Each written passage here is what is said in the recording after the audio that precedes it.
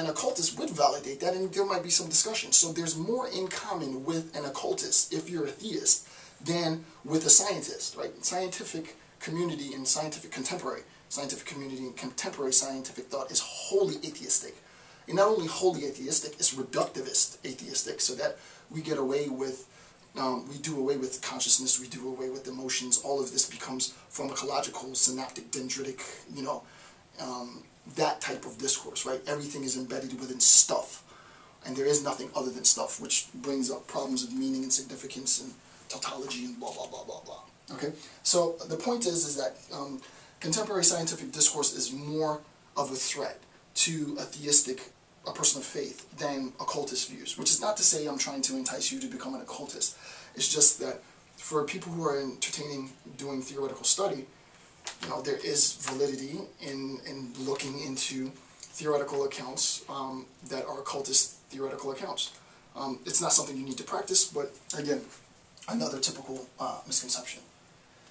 Next point underneath that point, every religious system of beliefs, both monotheistic and polytheistic, has occultist branches of thought. Within the Christian tradition, there's many occultist, clandestine branches of Christian tradition, and I'm not going to go through all of them now, but there's tons of them. You can Google this yourself, right? Within the Arabic, Islamic branch of religious orthodoxy, there are occultist, clandestine branches. I'll talk about Al-Biruni's account.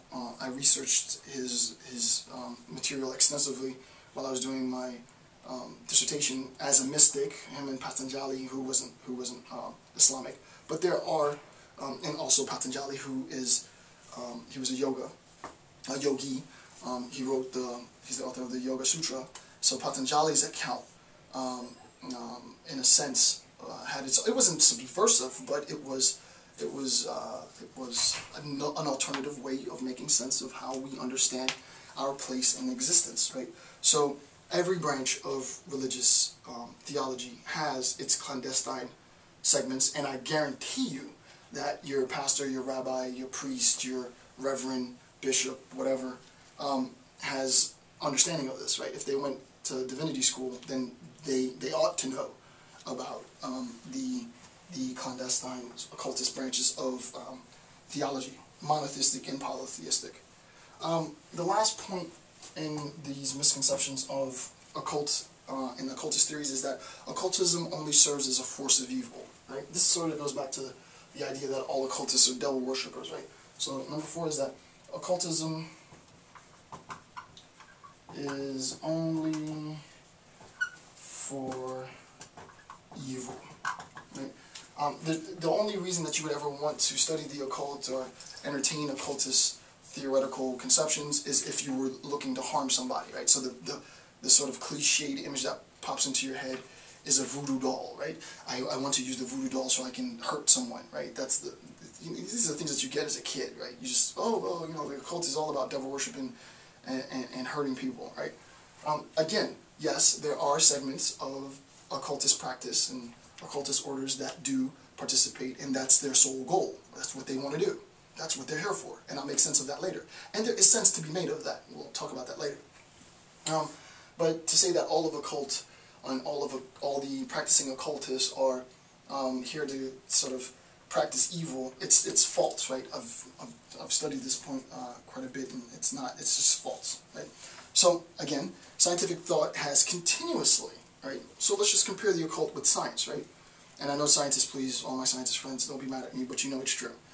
Scientific thought has continuously been weaponized and used to commit genocide, right? The invention of the atomic bomb, the invention of napalm, the invention of dynamite, the invention of automatic weapons and machine guns and tanks, right? We take scientific thought and the principles that govern science, and we routinely use those ideas, weaponize those ideas, and then kill people. That's what we do, right? So the point is, if you look at the number of people, just to be objective, right? Again, just to be fair, and I'm willing to entertain a discourse on this, but you look at the number of people that have died as a consequence of scientific enlightenment. Not to say that science hasn't helped people, right? Science has been used to do amazing good.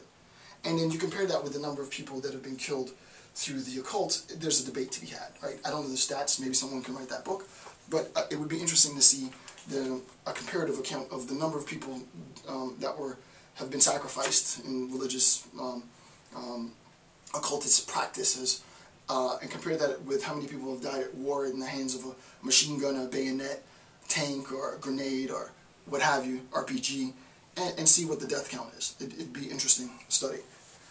So scientific thought has continuously been weaponized and used to commit genocide. However, much of science is used to help the lives of people.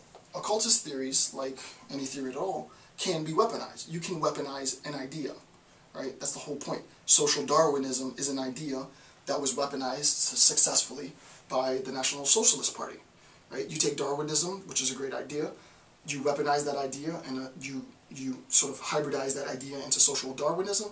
You think that you're a messenger from God, you're the right hand of sword, and you're here to kill all the Jews. Well, that's a pretty dangerous idea to have, right? So any idea can be weaponized, not just occultist ideas, not just occultist theories.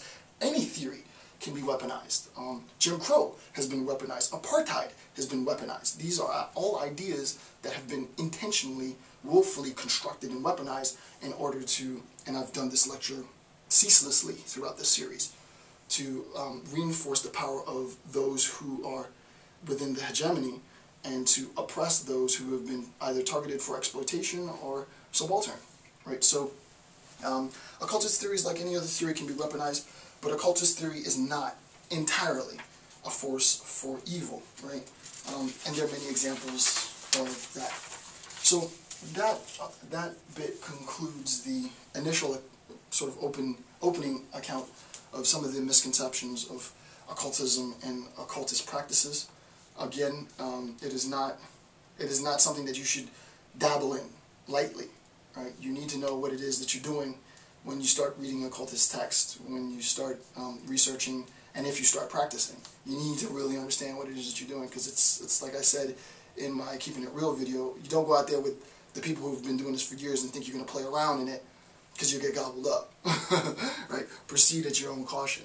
But if you proceed, as in any case, you show the proper respect and you pay, you have an understanding, and you pay your dues by researching and studying, then it can be a very, very sort of fulfilling, knowledgeable way of looking at alternative modes of interpretation. It's not something that you have to believe. It's not something that you have to practice, but it's, okay, I know that. I know that some people believe that this is the way that the world is structured, and that's cool, right? I believe something else, but hey, I have an understanding of what they're talking about when they're talking about it. And I don't just immediately default to, all occultists are Satanists, right? Okay. So, let me give you now